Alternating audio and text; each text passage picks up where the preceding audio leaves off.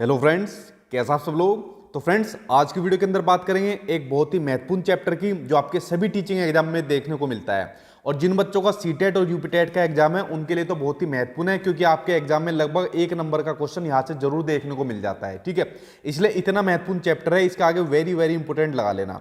देखिए, चैप्टर का नाम आपका लर्निंग डिसेबिलिटीज, जिसको लर्निंग डिसऑर्डर या फिर अधिगम विकार के नाम से भी जाना जाता है, अधिगम निर्योग्यता के नाम से भी जाना जाता है, अलग अलग इसके नाम है।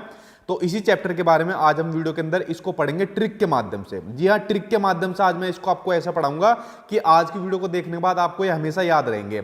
उसके अलावा कुछ क्वेश्चन आंसर मैंने आज की वीडियो के अंदर लिए हैं जो अलग अलग टीचिंग एग्जाम में पूछे गए हैं इस चैप्टर से संबंधित। तो आज की वीडियो को देखने के बाद आपको ट्रिक के माध्यम से चैप्टर समझ में आ जाएगा और क्वेश्चन का आंसर आप लोग खुद दे दोगे एक बार समझने के बाद। ठीक, तो ये चैप्टर आज आपका कंप्लीट हो जाएगा। चलिए बात करते हैं लर्निंग डिसेबिलिटीज की। आखिरकार ये चीज होती क्या है।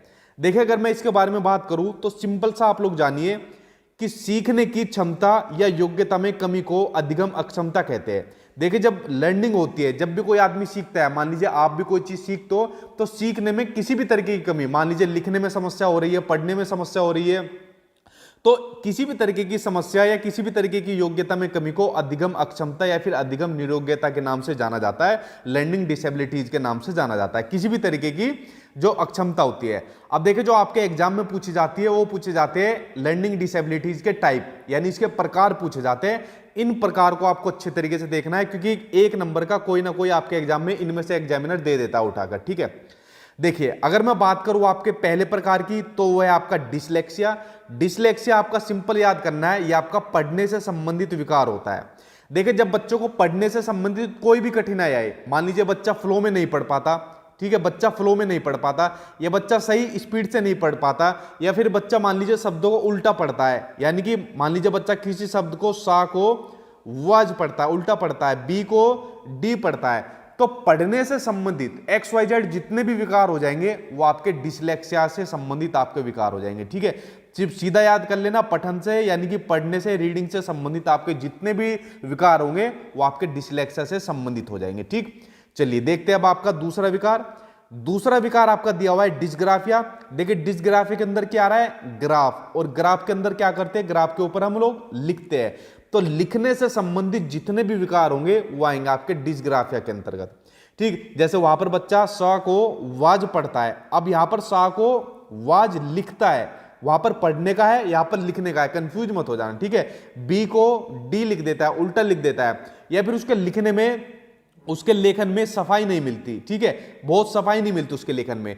लिखने से संबंधित जितने भी विकार हो जाएंगे वो आपके डिस्ग्राफिया आ जाएंगे। और सिंपल सी ट्रिक है इसके अंदर, डिस्ग्राफिया के अंदर ग्राफ आ रहा है और ग्राफ के अंदर क्या होता है, ग्राफ के ऊपर लिखा जाता है। ठीक, तो दूसरा विकार आपका हो गया। अगला देखते हैं तीसरा विकार। तीसरा विकार आपका डिसकैलकुलिया। कैलकुलिया के अंदर किसकी साउंड आ रही है, ये कैलकुलेटर की साउंड आ रही है। और देखिए, कैलकुलेटर पर बेसिकली काम क्या करते हैं, कैलकुलेटर पर हम कैलकुलेशन का काम करते हैं। तो गणितीय गणना से संबंधित जितने भी विकार होंगे, यानी मैथमेटिक्स से संबंधित जितने भी विकार होंगे वो आपके डिसकैलकुलिया के अंतर्गत आएंगे। ठीक, जैसा मान लीजिए कोई बच्चा नंबर्स में किसी को दिक्कत होती है, किसी को न्यूमेरिकल में दिक्कत होती है, किसी को कंसेप्ट में दिक्कत होती है, थ्योरम में दिक्कत होती है, तो जितने भी तरीके के गणित से संबंधित विकार होंगे, कैलकुलेशन से संबंधित विकार होंगे, वो सभी विकार आपके डिसकैलकुलिया के अंतर्गत आएंगे। ठीक, और डिसकैलकुलिया के अंतर्गत कैलकुलिया की आपकी कैलकुलेटर की साउंड आ रही है, सिंपल समझ जाना, कैलकुलेटर मतलब कैलकुलेशन करना। ठीक, ये आपकी तीसरी ट्रिक हो गई। उसके अलावा अगला विकार आपका डिस्मोर्फिया। अब देखिए, डिस्मोर्फिया के अंतर्गत क्या होता है, डिस्मोर्फिया के अंदर आ रहा है आपका मोर। ठीक, डिस्मोर्फिया के अंदर आ रहा है आपका मोर। अब डिस्मोर्फिया के अंदर क्या होती है, भ्रम वाली स्थिति हो जाती है। भ्रम वाली स्थिति क्या हो जाती है, जो बॉडी की जो शेप होती है उसमें बच्चा अंतर नहीं कर पाता। वो कैसे, मान लीजिए बच्चे ने एक तरफ मोर देखा, एक तरफ मुर्गा देखा, अब बच्चों को क्या लगा, यार दोनों दिखने में तो एक जैसे ही लग रहे हैं, यानी जो उनकी बॉडी की जो शेप है उसमें वो अंतर नहीं कर पा रहा, भ्रम की स्थिति में, कंफ्यूजन की स्थिति में है कि इनमें मोर कौन सा है और इनमें मुर्गा कौन सा है। ठीक, तो इस तरीके से जो आपकी बॉडी शेप की भ्रम वाली स्थिति होती है वो होती है आपकी डिस्मोर्फिया। और डिस्मोर्फिया के अंदर मोर आ रहा है तो मोर और मुर्गा समझ जाना आप लोग, इनके अंदर बच्चा कंफ्यूज हो जाता है, भ्रम की स्थिति में हो जाता है। अगर मैं अगले विकार की बात करूं तो अगला विकार आपका डिस्फेजिया। डिस्फेजिया होता है आपका बोलने से संबंधित विकार, या फिर आपका भाषा से संबंधित जो विकार होता है वो होता है आपका डिस्फेजिया। अब देखिए, डिस्फेजिया के अंदर क्या साउंड आ रही है, डिस्फेजिया यानी फंसने की साउंड आ रही है, यानी जब बोलते टाइम आदमी फंस जाता है, अपने विचारों को व्यक्त नहीं कर पाता, अपनी भाषा को व्यक्त नहीं कर पाता। जैसे फॉर एग्जांपल ये बच्चे अपने पापा से बात करना चाहती है फोन पर, लेकिन अपने विचारों को कह नहीं पाते कि पापा आज ये बात हुई, आज ये काम हुआ, मैं ये वो जितनी भी एक्सवाई चीज है। तो बोलने से संबंधित या फिर भाषा से संबंधित जितने भी विकार होंगे वो आपके डिस्फेजिया के अंतर्गत आ जाएंगे। और डिस्फेजिया के अंदर आ रहा है फंस, यानी बोलते टाइम जो आदमी फंस गया या कोई भी फंस गया तो समझ जाना आपका डिस्फेजिया हो जाएगा। ठीक है, अपनी भाषा में ही फंस गया, जो सही से व्यक्त नहीं कर पा रहा अपने विचारों को। अगर मैं अगले विकार की बात करूं तो अगला विकार है आपका डिस्प्रेक्सिया। तो डिस्प्रेक्सिया होता है आपका शारीरिक कौशल से संबंधित जो विकार होता है। ठीक है, देखिए जब आदमी अपने मसल्स का सही तरीके से यूज नहीं कर पाता तो वो आपका डिस्प्रेक्सिया के अंतर्गत आएगा। वो कैसे? मान लीजिए ये वाली बॉल इस बच्चे की तरफ है कि इसको पकड़ने के लिए, तो बच्चे के हाथ की मूवमेंट कैसी होनी चाहिए थी, मसल्स कैसे होनी चाहिए, इसको पकड़ने वाली होनी चाहिए थी। बच्चे ने कर रखे उल्टे। ठीक है, आपको एक एग्जांपल दे रहा हूं मैं आपको। तो यहां पर क्या काम हो रहा है, बच्चा अपने मसल्स का सही तरीके से यूज नहीं कर पा रहा। अब मान लीजिए इस फुटबॉल को बच्चों को किक मारनी थी और पैर की उसने ऐसी किक मारी कि बॉल को ना लगकर बॉल के ऊपर लगे और बच्चा गिर गया। ठीक है, आपने देखा होगा कुछ बच्चे जो होते हैं तो वो सही से खाना नहीं खा पाते, खाना खाते तो अपने कपड़ों पर खाना गिरा लेते हैं। ठीक है, तो जो भी आपके शारीरिक कौशल से संबंधित विकार होंगे, जो आपके मोटर स्किल से संबंधित विकार होंगे, वो आपके किसके अंतर्गत आएंगे, आपके डिस्प्रेक्सिया के अंतर्गत आएंगे। ठीक है, इसमें कोई भी बच्चा अपने मसल्स का, मांसपेशियों का सही से इस्तेमाल करना नहीं जान पाता। और डिस्प्रेक्सिया के अंदर देखिए पैर की साउंड आ रही है, तो जब बच्चा अपने हाथ पैरों का सही से यूज नहीं कर पाता, यानी अपने मसल्स का सही से यूज नहीं कर पाता। ठीक, तो ये आपका छठा विकार हो गया। और जितने भी विकार बता रहा हूं ना आपके, यही बार बार आपके एग्जाम में पूछे जाते हैं, बस इन्हीं को कर लेना और करने की जरूरत नहीं है। जो आपका सातवां विकार बचा, सातवां विकार आपका डिस्थीमिया। अब देखिए डिस्थीमिया के अंदर क्या साउंड आ रही है, डिस्थीमिया के अंदर साउंड आ रही है थीम की। अब जो आपका चैप्टर है, आपका अधिगम विकार वाला चैप्टर है, बेसिकली आपने 6 विकार अभी तक पढ़ लिए और सभी विकारों को पढ़ने के बाद इसकी थीम क्या निकली है। अगर किसी बच्चे को इतने विकार हो गए या कोई भी विकार हो गया तो वो बच्चा तनाव में आ जाएगा। तो तनाव से संबंधित जो विकार होता है वो आपका डिस्थीमिया के अंतर्गत आते हैं। ठीक है, छोटे बच्चों के साथ साथ बड़े बच्चे, जैसे आप लोग जो वीडियो देख रहे हो, आप लोग भी तनाव ले जाते हैं। कुछ बच्चे बहुत ज्यादा, मान लीजिए फेलियर किसको मिल जाता है, एग्जाम पास नहीं हो पाता है, कुछ भी चीज, तो तनाव के अंतर्गत अंदर आ जाते हैं। ठीक है, तो डिस्थीमिया आपका तनाव से संबंधित विकार आ जाएगा, जिसके अंदर आपको थीम याद करनी है। इस पूरे चैप्टर की थीम है आपकी तनाव की। ठीक, तो फ्रेंड्स 7 तरीके के महत्वपूर्ण आपके विकार थे, बार बार आपके एग्जाम में यही विकार पूछे जाते हैं। अब मैं इन विकार से संबंधित कुछ क्वेश्चन आंसर कराऊंगा जो आपके टीचिंग के अलग अलग एग्जाम में कई बार पूछे गए। ठीक है, और बहुत से क्वेश्चन तो ऐसे हैं जो बार बार रिपीट होते हैं। देखिए पहला क्वेश्चन पढ़ते हैं कि यदि एक स्टूडेंट को संख्याओं में यानी नंबर्स में और परिकलन में समस्या हो रही है, यानी कैलकुलेशन में समस्या हो रही है, तो उसमें असमर्थता हो सकती है, जिसका नाम है, देखिए आप लोग सिंपल समझिए, किसमें प्रॉब्लम हो रही है बच्चों को, नंबर्स में और कैलकुलेशन के अंदर। जब भी मैथ से संबंधित कुछ भी चीज होगी, चाहे नंबर की हो, चाहे कैलकुलेशन की हो, चाहे गणितीय गणनाओं की हो, XYZ कुछ भी चीज हो, तो आपका क्या बताया था मैंने, सिंपल सी साउंड है, किसकी साउंड आई आपकी, कैलकुलिया की, यानी डिसकैलकुलिया आ जाएगा। आंसर आपका सेकंड सही हो जाएगा। ठीक है, कैलकुलेटर की साउंड आ रही है यहां पर। ठीक है, तो आंसर आपका सेकंड सही हो जाएगा। कितना जल्दी देखिए आंसर निकला। अब दूसरा क्वेश्चन पढ़ते हैं। दूसरा क्वेश्चन आपका, एक बच्चा जो डैश से ग्रसित है, इसमें बताना क्या आएगा इस डैश के अंदर, वह सा को वाज, जो मैंने अभी आपको चीज बताई, और न्यूक्लियर को अनक्लियर में अंतर नहीं कर पाता, इन चीजों में अंतर नहीं कर पाता। देखिए अगर क्वेश्चन में बोलता हो इनके पढ़ने में अंतर नहीं कर पाता, तो सिंपल सा आपका आंसर हो जाएगा डिसलेक्सिया, अगर पढ़ने में अंतर नहीं कर पाता। अगर यहां पर बात होती लिखने की, तो लिखने के अंदर आ जाता आपका डिस्ग्राफिया। ठीक है, डिस्ग्राफिया आ जाता, लेकिन यहां पर डिस्ग्राफिया कहीं भी नहीं है, तो आंसर आपका डिसलेक्सिया आ जाएगा, यानी पढ़ने से संबंधित जो आपका विकार है इनमें अंतर नहीं कर पाता। दूसरा क्वेश्चन हो गया आपका। अब देखते हैं आपका तीसरा क्वेश्चन। तीसरा क्वेश्चन आपका गतिक कौशल। ठीक है, मोटर स्किल्स की बात हो रही है, जो आपके शारीरिक कौशल से संबंधित जो विकार मैंने आपको बताया था, मोटर स्किल्स का बताया था, जिसमें बच्चा अपने मसल्स का यूज सही से नहीं कर पाता, वो कौन सा हो जाता है, तो वो हो जाएगा आपका डिस्प्रेक्सिया, यानी अपने हाथ पैर का सही इस्तेमाल नहीं कर पाता, जो चीज ट्रिक मैंने आपको बताई थी। अगला देखते हैं, अगला क्वेश्चन कौन सा है। अगला क्वेश्चन सिंपल सा आपका कि लर्निंग डिसेबिलिटी क्या है, कई बार एग्जाम में आ चुका है। तो देखिए जो लर्निंग डिसेबिलिटी है, ये आपका एक वेरिएबल स्टेट है, यानी कि एक चर अवस्था है। वेरिएबल स्टेट यानी चर अवस्था क्यों है, क्योंकि इसके अंदर बदलाव देखने को मिल जाता है। मान लीजिए कोई बच्चा लर्निंग डिसेबिलिटी का शिकार है, ठीक है, तो वो कुछ ट्रेनिंग के बाद, कुछ प्रैक्टिस के बाद उस विकार को ठीक भी तो किया जा सकता है, उसमें ठीक है संभावना बनी रहती है ना उसमें सुधार करने की। तो इसलिए इसको एक वेरिएबल स्टेट कहा गया है, इसलिए इसको एक चर अवस्था कहा गया है अधिगम निर्योग्यता यानी लर्निंग डिसेबिलिटी को। ठीक, अगला क्वेश्चन देखिए, अगला क्वेश्चन कौन सा है? अगला क्वेश्चन है कि शारीरिक रूप से अक्षम बच्चों को सामान्यतः होता है। देखिए अब इस क्वेश्चन के ऊपर बड़ा सस्पेंस रहता है, बुक के अंदर ये वाला क्वेश्चन बहुत गलत दिया होता है, ठीक है, इसलिए मैं कहता हूं आपको बार बार वीडियो में आपको बुक नहीं पढ़नी है कोई भी। ठीक, बुक के अंदर आपको ये वाला बहुत क्वेश्चन गलत दिया होता है, जबकि मैंने इसका आंसर जो ऑफिशियल आंसर की है वहां से भी मिला लिया, जो भी ऑथेंटिक सोर्स है वहां से मिला लिया। इसका आंसर आपका आएगा डिस्ग्राफिया आएगा।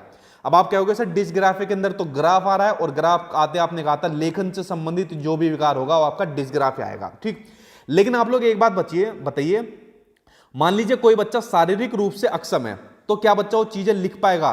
बिल्कुल नहीं लिख पाएगा वो चीजों को। ठीक है, वो बच्चा चीजों को नहीं लिख पाएगा अगर मान लीजिए उसे कुछ लिखने के लिए दिया जाए। तो इसका आंसर आपको हमेशा डिस्ग्राफिया ही लगाना है। बड़ा कंट्रोवर्सी रही है इस क्वेश्चन के ऊपर, और मैं शुरू से यही कहता आया था डिस्ग्राफिया इसका आंसर है, और आपको डिस्ग्राफिया के साथ ही जाना है। ठीक है, अगर यहां पर आपका डिस्ग्राफिया हो जाता, आपका लेखन का हो जाता, तो आपको वैसे आंसर लगा देते। ठीक, चलिए बढ़ते अब आपके नेक्स्ट क्वेश्चन की ओर।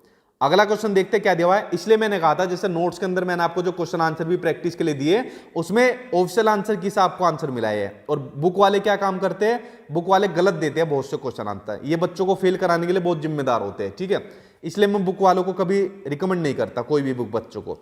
अगला क्वेश्चन आपका विकृत लिखावट। देखिए क्या बात आ गई, सीधा सा लिखावट आ गई, इंपेयर्ड हैंडराइटिंग की बात आ गई। तो जो विकृत लिखावट है यानी सही से बच्चा लिख नहीं पाता, तो लिखावट की बात आ रही है, तो लिखा किस पर जाता है? लिखा जाता है ग्राफ पर। तो आंसर क्या हो जाएगा आपका? डिस्ग्राफिया हो जाएगा। ठीक, आंसर आपका पहला सी हो जाएगा। कितना जल्दी से इसका आंसर निकला है। अगला क्वेश्चन आपका भाषा अवबोधन से संबंधित विकार कौन सा है? जो आपका लैंग्वेज से डिसऑर्डर है। ठीक है, जब बच्चा अपनी भाषा को सही तरीके से अव्यक्त नहीं कर पाता है, वो कौन सा विकार हो जाएगा आपका? वो जाएगा आपका अफेजिया हो जाएगा। कौन सा हो जाएगा आपका? अफेजिया हो जाएगा। अब आप कहोगे सर आपने तो डिस्फेजिया बताया था, आपने बताया था डिस्फेजिया, यहां पर अफेजिया दिया हुआ है। देखिए सिंपल सा समझना मेरी बात को, जो मैं आपसे कहने वाला हूं। जिस भी विकार के अंदर पहले शुरू में आपको डिस देखने को मिलेगा, जैसे डिसलेक्सिया, डिस्ग्राफिया, डिस्फेजिया, इस तरीके से डिस्मोर्फिया, डिस्थीमिया, तो जिसके शुरुआत में आपको डिस देखने को मिले, तो समझ जाना उस विकार का समाधान किया जा सकता है। उस विकार का समाधान या उसको ठीक किया जा सकता है, उसको कुछ ट्रेनिंग देकर, उसको प्रैक्टिस कराकर इसका समाधान किया जा सकता है। लेकिन जिसके आगे आपको ए दिख गया, अफेजिया इस तरीके से दिख गया, तो इसका समाधान नहीं हो सकता, इस विकार का समाधान बिल्कुल नहीं किया जा सकता। जैसे मान लीजिए कोई आदमी बिल्कुल बोल ही नहीं सकता, मान लीजिए बोलने से संबंधित विकार आपका डिसलेक्सिया है, तो ठीक है, तो डिसलेक्सिया में कुछ प्रैक्टिस के बाद, कुछ ट्रेनिंग देने के बाद, गोली देने के बाद उसको ठीक किया जा सकता है। लेकिन मान लीजिए कोई बच्चा बोल ही नहीं सकता, या कोई भी आदमी बोल नहीं सकता, ठीक है, तो उसको ठीक किया जा सकता है? नहीं किया जा सकता। तो इसलिए ए लगाते हैं उसके आगे। तो आंसर क्या हो जाएगा? डिसफेजिया यानी अफेजिया हो जाएगा, यानी भाषा के अंदर फंस गया, अपने विचारों को अभिव्यक्त नहीं कर पा रहा है। आंसर फोर्थ हो जाएगा। ठीक, तो ये आपका ए का और डिस का आप लोग आई होप समझ गए होंगे, बहुत बच्चे कंफ्यूज होते हैं इसके अंदर। अगला क्वेश्चन देखिए, बड़ा महत्वपूर्ण क्वेश्चन है, कई बार आपके एग्जाम में देखने को मिलता है। क्वेश्चन आपसे पूछा है कि निम्नलिखित में से कौन सा विकासात्मक विकार, यानी कि यहां पर बात हो रही है डेवलपमेंटल डिसऑर्डर की बात हो रही है, विकासात्मक विकार का उदाहरण नहीं है। ठीक है, उदाहरण नहीं है, वो आपको बताना है। देखिए पहला होता है आपका ओटिज्म, आत्मविमोह। इसमें पता है क्या बच्चा क्या काम करता है? इसमें बच्चा खुद से ही ज्यादा बात करता है, वो दूसरों से ज्यादा इंटरेक्ट नहीं करता, चुपचाप रहता है, अपनी मस्ती में रहता है। ठीक है, ज्यादा दूसरों से बात ही नहीं करेगा, ना किसी के सामने अपने विचारों को ज्यादा अव्यक्त कर पाएगा। तो जो ओटिज्म होता है ये विकासात्मक विकार का एक उदाहरण होता है। सेरिब्रल पाल्सी, ये भी आपका प्रमस्तिष्क जो घात होता है, हमारे माइंड के पीछे सेरेबल जो हमारा माइंड है, ये भी आपका इसका उदाहरण होता है। उसके अलावा पोस्ट ट्रॉमेटिक स्टेज आपका इसका उदाहरण नहीं है। देखिए पोस्ट ट्रॉमेटिक स्टेज क्या होता है? जैसे मान लीजिए किसी व्यक्ति ने कोई भी बुरी घटना देख ली और बुरी घटना को वो भूल नहीं पा रहा, बुरी घटना को वो भूल नहीं पा रहा। जैसे आपने एक मूवी देखी होगी, मूवी का नाम है करण अर्जुन। मूवी का क्या नाम है? करण अर्जुन, शाहरुख खान और सलमान खान वाली मूवी। तो इनके पिछले जन्म में जो अमरीश पुरी होता है, जो ठाकुर बनते हैं, वो इनको मार देते हैं, तो इनको सपने में दिखते हैं कि हमको किस तरीके से मारा गया था। ठीक है, तो ये क्या है? ये बुरी घटना है जिसको ये भुला नहीं पाते, तो ये होता है पोस्ट ट्रॉमेटिक स्ट्रेस। तो ये आपका विकासात्मक विकार का उदाहरण नहीं है, बाकी आपका पहला भी है, दूसरा भी है। उसके अलावा जो चौथा है वो भी आपका विकासात्मक विकार का उदाहरण है। देखिए ये बड़ा इंपॉर्टेंट है। अभी एक एग्जाम में इसकी फुल फॉर्म पूछी गई थी कि पूछा गया था ADHD, इसकी फुल फॉर्म बताइए क्या है। सिंपल इसकी फुल फॉर्म पूछ लिया एग्जाम के अंदर, जस्ट मैंने आपको कराया था पिछले एग्जाम में जो तैयारी कराई थी बच्चे की। तो इसकी फुल फॉर्म होती है attention deficit hyper activity disorder. इसकी फुल फॉर्म को याद करना।